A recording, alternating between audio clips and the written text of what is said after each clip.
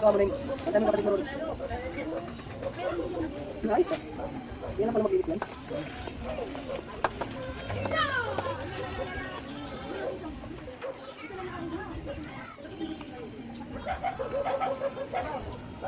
Pwede niya, magkano sa'yo pag umuwi mo rin?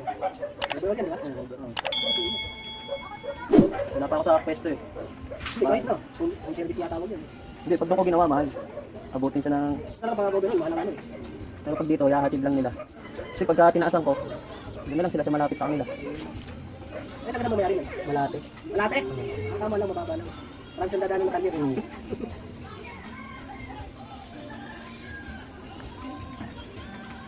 Well, araw mo naman ginagawa yan? Sa araw lang. Sa araw lang? Umakan na lang. Bakit nakakapagdan yun eh? Meron, barbo na lang. Barbo na lang. Hindi maandat eh. Hindi ko pa nabubuksan eh, baka may papalitan pang ito. Sa kanila naman naman eh, ha? Resibo na lang.